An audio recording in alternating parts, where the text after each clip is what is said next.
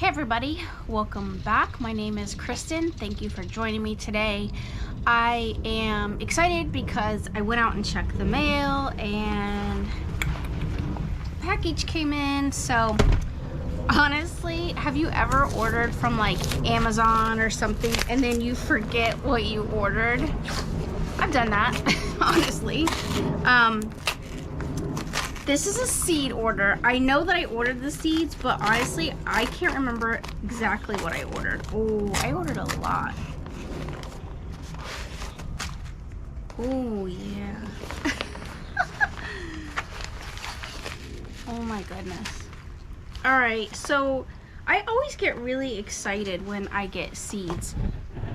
Like, getting new seeds is pretty much a high for me because it's all the awesome possibilities that are gonna be out there in that garden, and I am so excited for all of this. So I do recall that I was trying to order some like herbs and stuff like that. I wanted to get more into some flowers because during our summer it's so hot here that, you know, things just want to wilt. So I have found that honestly herbs kind of do fairly well here during the summer, and so do the flowers. So I'm like, well, if I don't have a really prevalent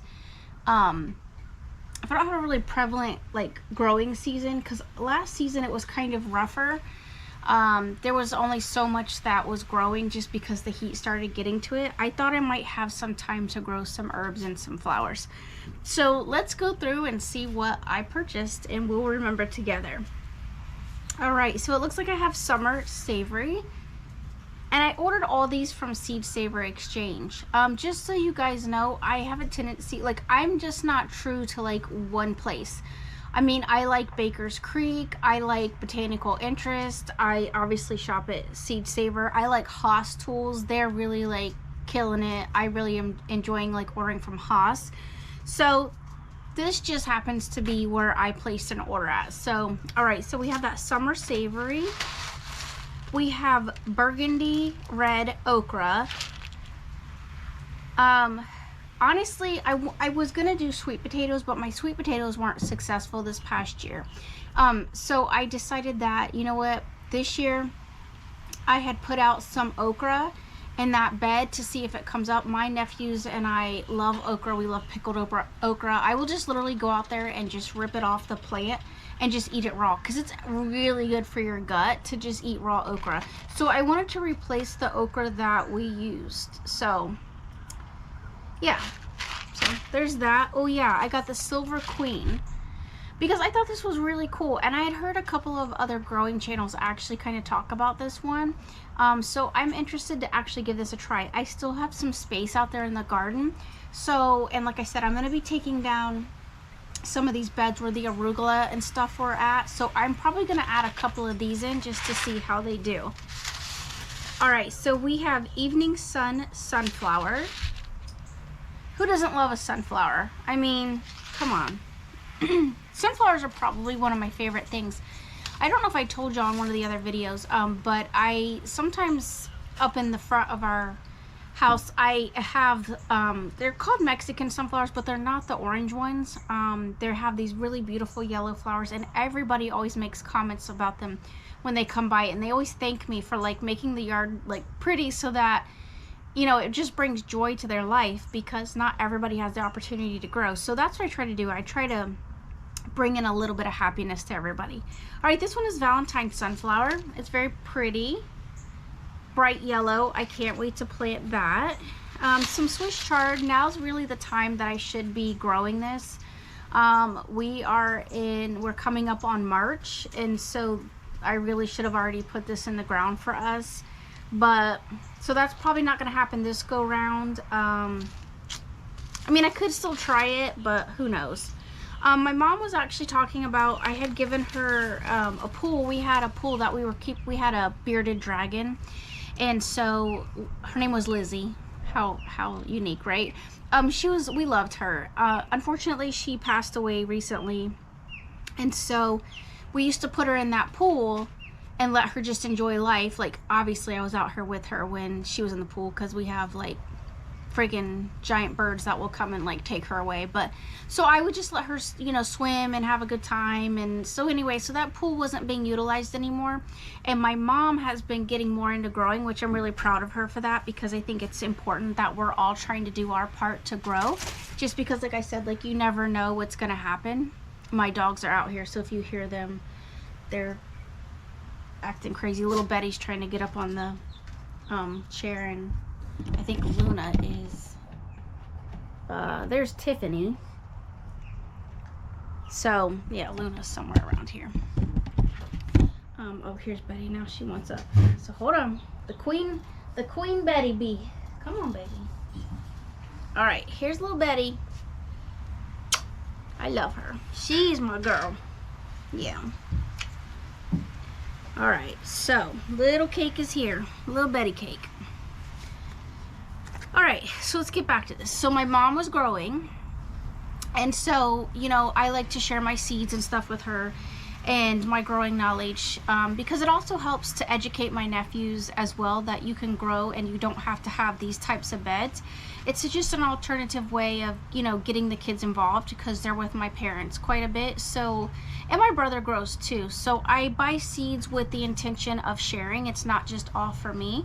And so my mom wanted some tomatoes, and these lemon drop tomatoes grow really well for us down here. My favorite is still the Sweet 100s. I love those. I get those at Johnny's Seeds. But these work really well too, especially in the heat. They really tolerate the heat quite well. So I wanted to get my mom some of these seeds. Then we got some of these like red tomatoes. I've never tried them. They just looked cool. So I guess maybe this year we'll give them a try. I don't know. I might save them for my mom. Looks like we got some lemon mint. I bought 2 packs of those. I will tell you that for whatever reason, lemon mint does really well here. It's hardy through zones 5 through 9. We are 9B. But honestly, if I just put this out, I've just like gone underneath the trees and stuff. They kind of do really well in the shade here. I think probably because it gets so hot. But I've just put these out underneath the trees, and they'll just start popping up and growing. So this is just kind of a cool, easy plant to get growing here in Florida. All right, obviously, I don't know, I do have some growing out there. I'll have to take you on another day, because I know that this video is probably gonna get kind of long. But I have nasturtium. Some people call them nastrium, but I call them nasturtium. I don't know, pronunciation isn't whatever. Just call it whatever you want. These are awesome flowers to grow. I will tell you what we do is we make capers out of the seed pods when they're fresh and green, and they're super delicious. So I try to grow quite a bit of these out through the garden area. I have probably about 9 or 10 plants.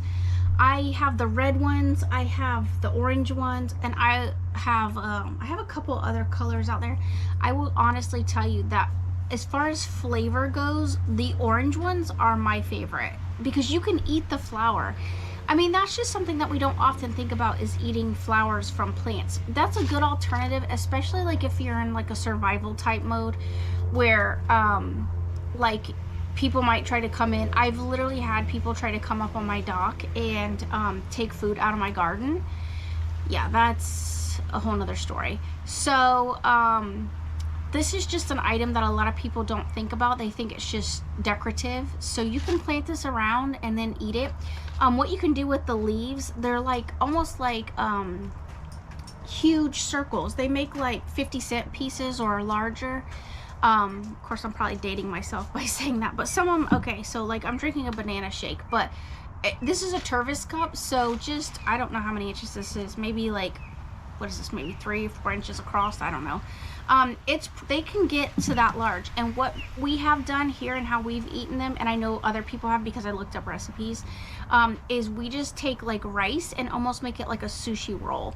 So we just put the rice in it, and then you can put like whatever else you want to put in it. If you have crab or shrimp or whatever, just put the shrimp in it and then roll it up, and then you can eat it. So these are really good, and they, like I said, they're kind of like people don't even know what's happening. Like they're just like, oh, that's a really pretty flower, and you're like, yep. You can also dry these and then save them for later and add them into soups and stuff. when my neighbor, when my elderly neighbor was living across the street from me, I was taking this to her and putting this in salads, and she thought it was just great. It does have kind of like a peppery taste to it, but I can't rave enough about this flower. It just grows so easily here, and like I said, I love the capers. Like, that's probably my #1 thing to do with them, is make the caper. Okay, so then we have this Asian green. I'm not even gonna try to say all this. I'll just leave it up so that you guys can see it.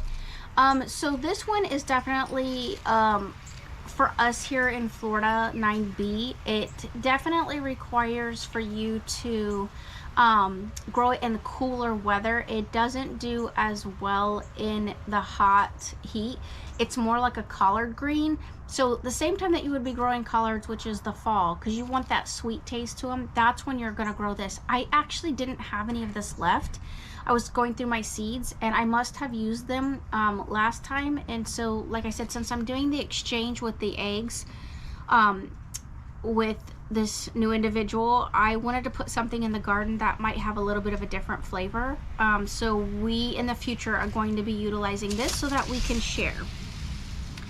All right, so these are Black-Eyed Susans. Every time I have tried to grow Black-Eyed Susans or order them, they're always out of stock. So one of my friends was growing these, and she sent me pictures of it, and they were just absolutely beautiful.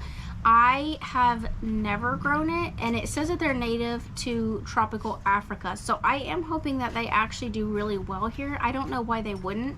I honestly hope that they go up the trellises. Y'all know that I have those arched trellises now that are running in between the beds. So I'm actually gonna save these and probably run out there and plant these today. So if I forget what I planted, this is what we're gonna have going on. I don't know if Black-Eyed Susans are actually edible. It doesn't really say, it just says fast growing. So I don't think they are.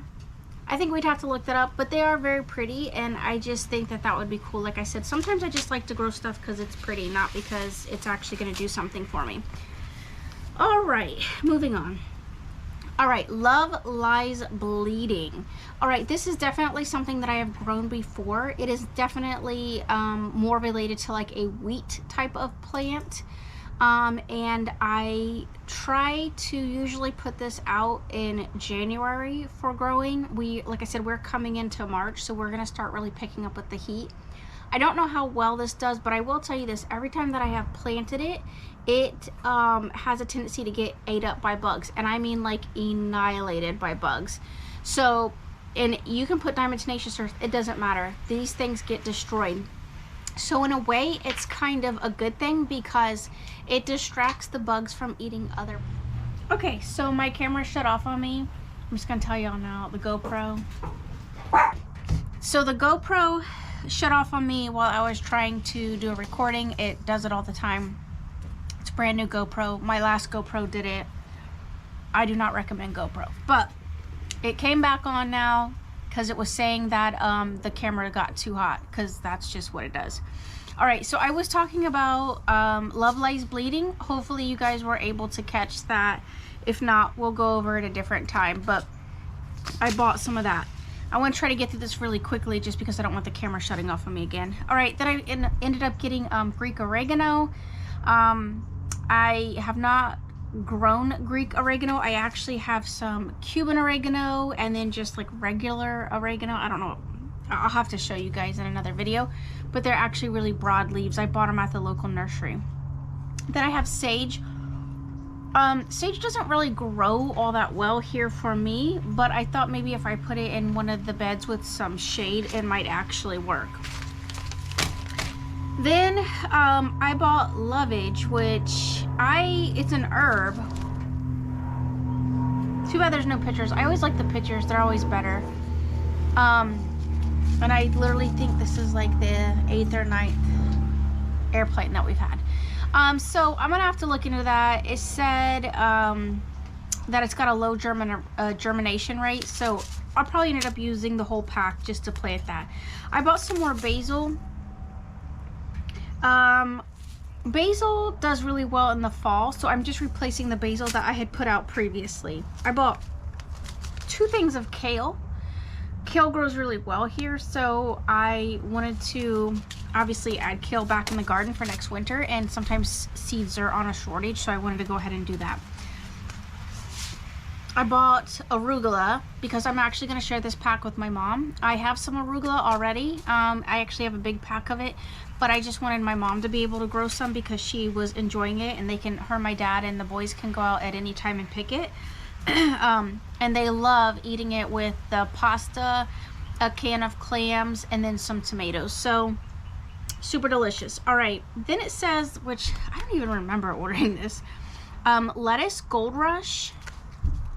I don't know, I haven't been having really too much luck with lettuce other than the Asian lettuce mixture that I got. It was like a mixed pack. I got it from Baker's Creek. That's the only one that I have found that really does well in the beds. I've also been trying to use the green stock, and I am not having as much luck with the green stock as other people. I am using potting soil, so I understand that's what you need to use with it, but my luck hasn't been the best so far. And then I have Italian parsley. So parsley is definitely one of my favorites. I love eating just parsley in general. Parsley is really good for like detoxing the body. So I will definitely be getting this out in the garden and growing it this summer. So I know that it's really more towards fall, but parsley does good in the spring, and we are getting ready to come up on March. So I think that I can go ahead and still have time to put it in now, and it should do just fine. So thank you everybody for watching. Like, subscribe, and I will see you guys in the next video. Alright y'all, so I just thought I was like finished shooting that video, but I've been putting some stuff in the compost, as you can see. And then these seeds here, I'm gonna cut them and save them. So I've been like trying to clean out this bed over here. And I thought y'all would get a kick. I thought I was finished with that video until I saw this. It was a radish that I had obviously left in the bed for too long. Is that not hilarious? I'm not even gonna tell you what I think that looks like, but use your imagination. There you go. So we're gonna add that into the video for a little bit of is this what they call food porn? This is the other side of it. But that's what happens when you let your radishes get too big, so and you don't take care of it. That radish is probably too woody, no pun intended there, but so it'll probably taste like rubbery and nobody wants to eat that. But I thought you guys would get a kick out of that, because you know sometimes your veggies come out all wonky and they don't look like you think they should. So all right guys, just wanted to jump in with that real quick. All right, bye.